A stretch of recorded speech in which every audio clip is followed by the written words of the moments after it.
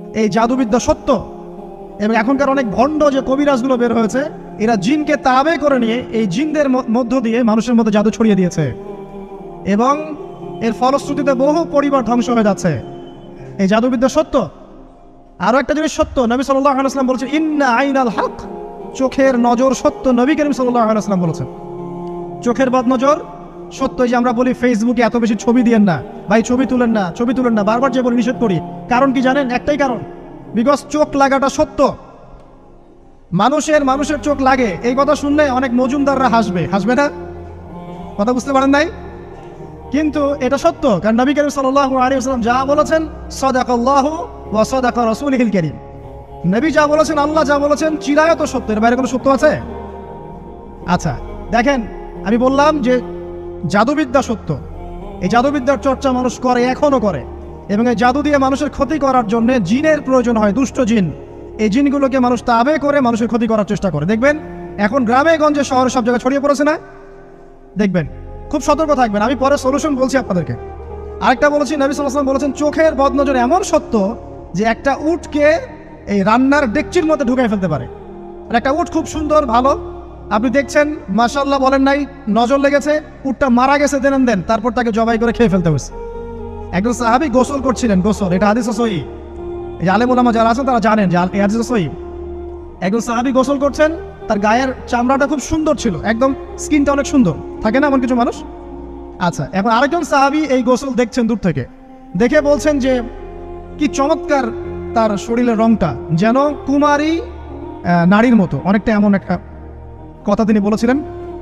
সাথে সাথে এই সাহাবী অজ্ঞান হয়ে পড়ে গেছে। কোন সাহাবী? যিনি গোসল করছিলেন। আর এটার আপনি কোনো ব্যাখ্যা দিতে পারবেন না। তো এখানে কোনো সায়েন্স দিয়ে বা মেডিকেল সায়েন্স দিয়ে আপনি কোনো ব্যাখ্যা করতে পারবেন না। একটা ব্যাখ্যা দিতে পারেন, কিন্তু কেন সেটা হলো সেটা আপনি আনসার খুঁজে পাবেন না। তো নবী সাল্লাল্লাহু আলাইহি ওয়াসাল্লামের কাছে নিয়ে যাওয়া হলো তাকে। তিনি বললেন যে এই ব্যক্তির ব্যাপারে কি কেউ ভালো মন্দ কিছু বলেছিল? তখন একজন সাহাবী বলেন হ্যাঁ, অমুকে বলেছে এর স্কিনটা অনেক সুন্দর, তোকে ডেকে নিয়ে আসুন। ওকে ডেকে আনা হলো। ডেকে আনার পর নবীজি তাকে অনেক শাসালেন, তোমরা তোমাদের ভাইদেরকে কি মেরে ফেলতে চাও? তখন এই সাহাবী তো অবাক, আমি আবার কখন মারতে চাইলাম ইয়া রাসূলুল্লাহ? আমি তো মারতে চাই নাই, আমি তো খালি বলেছি যে তার গায়ের রংটা অনেক সুন্দর। তখন তিনি বললেন কেন তুমি সুবহানাল্লাহ বললে না, কেন তুমি মাশাআল্লাহ বললে না? যখন মাশাআল্লাহ বলবেন, সুবহানাল্লাহ বলবেন, নজরটা লাগবে না। আর যখন আপনি মাশাআল্লাহ বলবেন না, সুবহানাল্লাহ বলবেন না, দেখবেন নজর লেগে গেছে। আপনি বিশ্বাস করেন ব্যবসা খুব ভালো চলছে, মানুষ বললো যে বাহ তোর তো ব্যবসা হেভি, লালে লাল শাহজালাল, ঠিক আছে, দেখবেন আপনার কেনা বেচা বন্ধ হয়ে গেছে। এরকম হবে, আমার কথাটা বিশ্বাস করেন। এটা কিন্তু সায়েন্স প্রমাণ করতে পারবে না, আল্লাহ এবং তার রাসূল বলেছেন, তার উপরে কোনো সত্য নেই। আছে সূরা কাহফ 29 নম্বর আয়াত পড়ে দেখেন, আল্লাহ পাক বলছেন ওয়াকুলিল হাক্কু মির রাব্বিকুম, সত্য সেটাই যা তোমার রবের পক্ষ থেকে আসে।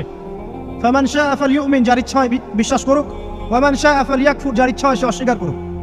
এই কারণে আমরা বলি ফেসবুকে এত বেশি ছবি দেওয়া, এই আই ওয়াশ করা, এই যে শোডাউন করা, হ্যাঁ ইসলামের কিছু কাজ করলেন একদম মানুষকে না দেখাইতে পারলে ঘুম হচ্ছে না, এগুলো বন্ধ করেন, এগুলো বন্ধ করে দেন আল্লাহর ওয়াস্তে। অফলাইনে কাজ করেন, নিজেকে গোপন করার চেষ্টা করেন। যত বেশি মানুষের কাছে নিজেকে এক্সপোজ করবেন, কাজের বরকত কমে যাবে, কাজের বরকত কমে যাবে, চোখ লাগবে, নজর লাগবে। এবং চোখ লাগা বদ নজরে বহু আলেম আস্তে আস্তে মাঠ থেকে মাইনাস হয়ে গেছে না? যায় নাই? এখন কি আলেমদের সংখ্যা বেশি না কম? যত দিন যাবে আলেমের সংখ্যা আরো কমে যাবে। নবীজি বলেছেন আলেমদের সংখ্যা কমতে থাকবে, মানুষ জাহেলদেরকে আলেম বানিয়ে নেবে। তো প্রিয় ভাইরা, জাদুবিদ্যা সত্য, চোখের বদনজর সত্য, রাতের এই অনিষ্টগুলো সত্য, রাতের বেলা অনেক ক্ষতি আছে। এই জন্য নবীজি বলছেন বাচ্চাদেরকে বাইরে বের করো না, এবং তোমরাও রাত যখন গভীর হবে তখন এদিক ওদিক ঘোরাফেরা করো না। দেখবেন রাত যত গভীর হয় আমাদের শহরগুলো তত জীবিত হয়, তাই না? তাই না? রাত যত গভীর হচ্ছে শহর তত জীবিত হয়। চায়ের দোকানে আড্ডা বেশি, ওই সিনেমা দেখছে, টিভি দেখছে, ক্যারাম খেলছে, লুডো খেলছে। ঘুম নাই। ঘুম কখন? ফজরের আগে আগে। ফজরের নামাজ কিন্তু নাই, ফজরের ঠিক আগে আগে আবার ওই যে জোহরের নামাজের সঙ্গে উঠতেছে। এখন আমাকে বলেন এরকম জেনারেশনকে দিয়ে কি আসলে ইসলামের কোনো খেদমত হবে? আচ্ছা, নবীজি রাতের বেলা আর্লি ঘুমাতেন। আল্লাহ পাক আমাদের সবাইকে তাড়াতাড়ি ঘুমানোর তৌফিক দান করুন। হ্যাঁ, আপনি ইলম চর্চা করলে রাত জেগে থাকতে পারেন, আপনি যদি জ্ঞান চর্চা করেন রাত জাগতে পারেন, আপনি কোনো গবেষণা করছেন, নামাজ পড়ছেন বা কোরআন হিফজ করছেন, আপনি রাতের আর্লি উঠবেন, এটা আলাদা বিষয়। কিন্তু কমনভাবে আমাদের এই যে ফেসবুক, ইউটিউবিং ইত্যাদিতে আমরা লিপ্ত থাকি, সারা রাতটা কাটাই আড্ডাবাজি করে, এগুলো বন্ধ করতে হবে। এগুলো বন্ধ না করলে ফিজিক্যালি আমরা মানে সুস্বাস্থ্যের অধিকারী হতে পারবো না। সারা দিনটা আমাদের একটা কি বলবো অলসতার ভাবে যাবে, এবং দিনের বেলা কাজগুলো ব্যাহত হবে। এতে করে আমাদের উম্মার এই পুরো বড় যে তরুণ প্রজন্ম আছে এদেরকে আপনি সম্পদে পরিণত করতে পারবেন না। তাই এই সিস্টেমটা চেঞ্জ করা দরকার।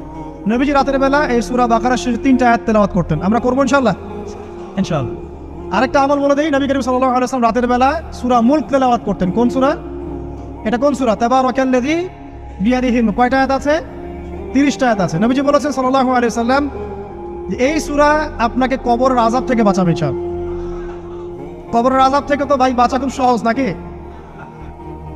আমাদের মধ্যে এমন কেউ নাই, শোনেন, আমাদের মধ্যে এমন কেউ নাই আলেম জালেম মুফতি মুহাদ্দিস রাজনৈতিক নেতা পলিটিশিয়ান বিরোধী দল জাতি তারপরে যে সরকার দল যে আছে না কেন কবরের শাস্তি ফেস করবেন এমন একটা মানুষ নাই, কেউ নাই পৃথিবীতে। এই যে আপনি দেখছেন ওই যে কি ইসরায়েলের প্রধানমন্ত্রী, ওই রাশিয়ার প্রধানমন্ত্রী, ওই চায়নার সভ্যতা, পশ্চিমা সভ্যতা, এমন কেউ নাই পৃথিবীতে এখন যাকে কবরের শাস্তি ভোগ করতে হবে না। আছে? সবচেয়ে লঘু শাস্তি মানে লঘু চাপ, এটা বলতে গেলে আসলে আমি ভাষা হারাই ফেলি, তারপরে বলছি আল্লাহ পাক আমাদের সবাইকে হেফাজত করুন, আমিন। একজন সাহাবীর নাম সাদ বিন মুয়াজ। কি নাম? নবী করিম সাল্লাল্লাহু আলাইহি ওয়াসাল্লামের সাথে একদম ডান হাত হয়ে যুদ্ধ করেছেন দীর্ঘদিন। বদর তিনি বীর সেনা, উহুদের বীর সেনা, ঠিক আছে। খন্দকের যুদ্ধে বীর বিক্রমে যুদ্ধ করেছেন। তিনি আনসার সাহাবী, একদম মদিনার নেতা সাহাবী। সব সাহাবী কিন্তু একরকম নন, কেউ ছিলেন নেতৃস্থানীয় সাহাবী, তিনি ছিলেন একজন নেতৃস্থানীয় সাহাবী, ঠিক আছে। সাদ বিন মুয়াজ নবী করিম সাল্লাল্লাহু আলাইহি ওয়াসাল্লাম এত ভালোবাসতেন তাকে, এত ভালোবাসতেন যে তাকে নিজের মনে করতেন যে সাদ বিন মুয়াজ আনসাররা আমার নিজের। চারটাখানি কথা। এই সাহাবীর খন্দকের যুদ্ধে যে হাতের এই দিকে সম্ভবত হাতের এই রগের মধ্যে একটা তীর এসে লাগে এখানে, এবং তীরটা তিনি বের করতে গিয়ে রক্তটা ছিঁড়ে যায়। এরপর ফিনকি দিয়ে রক্ত বের হওয়া শুরু হয়। চিকিৎসা করে করে রক্ত বন্ধ করা যায় নাই, এবং এই রক্তের প্রবাহিত রক্তেই আল্লাহর ইচ্ছায় তিনি শাহাদাত বরণ করেন, তিনি ইন্তেকাল করেন। নবী করিম সাল্লাল্লাহু আলাইহি ওয়াসাল্লাম প্রচন্ড ব্যথিত হন, মানে মনটা তার খুব নরম হয়ে যায় সাদ বিন মুয়াজ রাদিয়াল্লাহু আনহুর জন্য। তো এই সাহাবীর যখন জানাজার নামাজ পড়ানো হচ্ছে, নবীজি বলছেন 70,000 ফেরেশতা তার নামাজে অংশ নিয়েছে। আর এই সাহাবীকে যখন কবরে শোয়ানো হয়েছে, নবী করিম সাল্লাল্লাহু আলাইহি ওয়াসাল্লাম পরে জানিয়েছেন কবরের যে মৃদু চাপ, সাদ বিন মুয়াজ রাদিয়াল্লাহু আনহুর কবরেও সেই মৃদু চাপ দেওয়া হয়েছে। আমি কি বুঝাতে পারলাম ভাই? আমাদের কোনো দাম আছে এখনকার পলিটিশিয়ানদের কোনো দাম আছে? এখনকার সমাজ নেতার কোনো দাম আছে? এখনকার সুদখোরদের কোনো দাম আছে? এই ঘুষখোর দুর্নীতিবাজদের কোনো দাম আছে? আমরা যারা কাঠমোল্লা হয়ে আছি আমাদের কোনো দাম আছে? সাদ বিন মুয়াজ রাদিয়াল্লাহু আনহু যদি কবরের শাস্তি তাকে না ছাড়ে, প্রশ্নোত্তর পর্ব তাকে না ছাড়ে, আমরা পার পাবো? নবী করিম সাল্লাল্লাহু আলাইহি ওয়াসাল্লাম বলছেন সূরা মুলক তেলাওয়াত করো রাতের বেলা, ইনশাআল্লাহ সূরা মুলকের তেলাওয়াত কবরের আযাব থেকে তোমাকে বাঁচাবে। আর আমাদের তো ভাই কবরে সবাই সাথে যাবে না, গার্লফ্রেন্ড যাবে না, বাপ মা ভাই বোন সবাই যাবে না। একজন ব্যক্তি সুদ খাচ্ছে, জিজ্ঞাসা করে দেখেন কেন খায়, বলবে তার সন্তানের জন্য খায়, তার বউয়ের জন্য খায়, তার মা বাবাকে দেখতে হবে তাই খায়, তাই না? একজন ব্যক্তি ঘুষ খায়, বলবে আমার পরিবারের জন্য খাই। একজন দুর্নীতি করছে, পুকুর চুরি করছে, বলবে দুর্নীতি করছে আমার পরিবারের জন্য খাই, পরিবার ভালো থাকবে। সবার একই এক্সকিউজ যে পরিবার যেন ভালো থাকে, আমার সন্তানরা যেন ভালো থাকে, আগামী প্রজন্মের জন্য কিছু রেখে যেতে পারি, তাই না? এরকম একটা মানুষও কি আপনার সাথে কবরে যাবে? আর এই বোকা মানুষ কেন বোঝে না যে আপনার কবরে আপনাকেই যেতে হবে? তাহলে আপনি কি কারণে অন্যের কারণে নিজের পরকাল নষ্ট করছেন? অন্যের সুখের জন্য আপনি আপনার পরকাল নষ্ট করছেন। সুদ খাচ্ছেন, দিব্যি মায়ের সাথে জেনা করছেন। আপনাদের এলাকায় নাকি সুদের সমস্যা অনেক বেশি। কয়েকটা হাদিস বলে দেই, আমি ওদেরকে আক্রমণ করতে আসি নাই, আমি শুধু তাদেরকে 3টা হাদিস শোনাতে এসেছি। 1 নম্বর হাদিস শোনেন। আল্লাহর নবী মুহাম্মদ সাল্লাল্লাহু আলাইহি ওয়াসাল্লাম বলেছেন সুদের পাপের 73টা শাখা আছে। কয়টা? কোন হাদিসে 70টাও আছে, কোন হাদিসে 73টা আছে। বলছেন যে সবচেয়ে নিচের শাখাটা হচ্ছে, সুদের পাপের সবচেয়ে নিচের শাখা হচ্ছে যে যেন কোনো ব্যক্তি তার মাকে রেপ করলো, তার মাকে ধর্ষণ করলো।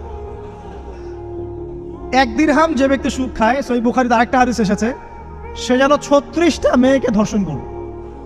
আর আমি একটা কথা বানায় বলছি না, যদি বিশ্বাস না হয় কমি মাদ্রাসা আছে, আলেম ওলামা আছে, গিয়ে বুখারী খুলতে বলেন, পড়তে বলেন, খালি একবার পড়তে বলেন, দেখেন যদি না থাকে তাহলে আমাকে এর সাথে থাপ্পড় দিয়ে দেয়।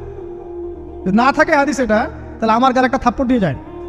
আর যদি থাকে তাহলে আল্লাহর রাস্তায় সুদ খাওয়া ছেড়ে দেন। কোনটা করবেন? চ্যালেঞ্জ করবেন? নবীজি বলেছেন একটা দিরহাম যে ব্যক্তি সুদ খায়, দিরহাম মানে কি? রৌপ্য মুদ্রা। এটা এখন দেখতে পারবেন না, জাদুঘরে আছে।